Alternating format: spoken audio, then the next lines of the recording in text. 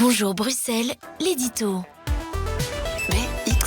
Une pression forte qui rendait sa démission inéluctable. Ce week-end, Pascal Smet a tiré les leçons de la polémique qui entoure désormais l'organisation du Brussels Urban Summit de la semaine dernière, et en particulier la présence à cette grande réunion internationale d'un maire de Téhéran en Iran et de représentants de la ville de Kazan en Russie. Une image suffit pour comprendre la portée de cette pression. C'était vendredi au Parlement bruxellois, lorsque les autres membres du gouvernement ont quitté l'hémicycle, alors que Pascal Smet devait répondre aux questions des députés régionaux. Le secrétaire d'État, tout seul sur les bancs du gouvernement, comme si les autres partis de la majorité tenaient à lui signifier qu'il ne souhaitait pas être associé à cet épisode. La solitude du secrétaire d'État, encore renforcée lorsque des députés de la majorité prenaient la parole et ne ménageaient pas leurs critiques. Marie Lecoq pour Écolo, Marine Nagy pour Défi ont toutes les deux dit leur malaise.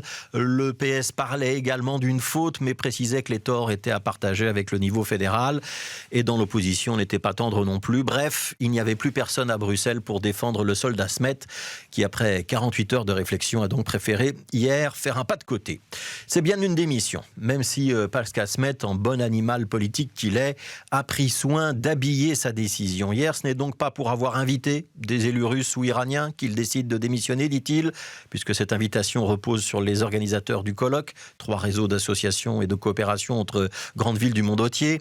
Ce n'est pas non plus pour avoir fait pression sur les affaires étrangères dans le but d'obtenir des visas pour ces élus au Cobran, puisque officiellement Pascal Smet estime ne pas avoir fait pression, ou en tout cas pas une pression si importante que cela, et que la décision finale relevait bien de la ministre des Affaires étrangères. Non, c'est en raison d'un nouvel élément apparu dans le dossier au cours du week-end, la prise en charge des frais d'hébergement de ces élus par les services bruxellois.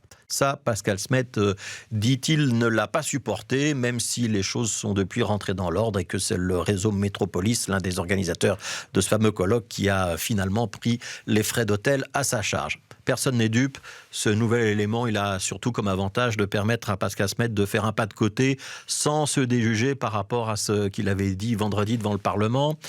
Dans les faits, on a compris depuis longtemps qu'il y avait en fait une grande porosité entre les organisateurs de ce colloque et le cabinet du secrétaire d'État, et que leurs intérêts ces dernières semaines ont semblé extrêmement convergents. Ce mouvement de Pascal Smet, il met désormais Adjal Habib sous pression. C'est tout le sens des déclarations du secrétaire d'État bruxellois quand il indique que sa manière de faire de la politique, c'est d'assumer ce que font ses collaborateurs.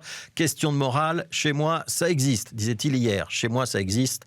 Lourd de sens et de sous-entendu. Il n'aura d'ailleurs pas fallu 2 heures pour que la NVA prenne la balle au bond et réclame à nouveau la démission d'Adjal Habib. Que Pascal Smet prenne ses responsabilités, c'est correct, mais la responsabilité finale reste auprès de la ministre des Affaires étrangères. Elle ne peut pas rester en place, tweetait notamment Bart de Wever. La NVA, donc, mais aussi Défi ou les engagés, de nombreux partis d'opposition réclament désormais un pas de côté de la ministre des Affaires étrangères. Adjal Habib fera-t-elle ce pas de côté pour assumer sa part de responsabilité? L'enjeu pour elle est considérable, parce que Pascal Smet, c'est un animal politique, et qu'il n'en est pas à sa première tempête. En démissionnant de son poste de secrétaire d'État, il retrouve d'ailleurs une place de député bruxellois, une place de conseiller communal à la ville de Bruxelles, et il peut toujours espérer rebondir en 2024. Adjal Habib, elle, si elle démissionne, n'aura plus rien, ou presque plus rien. Pas vraiment de bilan à faire valoir. Elle ne sera plus qu'une ancienne journaliste qui aura occupé de manière éphémère le poste de ministre des Affaires étrangères en remplacement de Sophie Wilmès à 1 an d'élection majeure. Et alors que votre président de parti a justement été vous chercher pour faire de vous une locomotive électorale à Bruxelles, en contrariant les ambitions qui existaient au sein de sa propre formation, ce serait un fameux désaveu.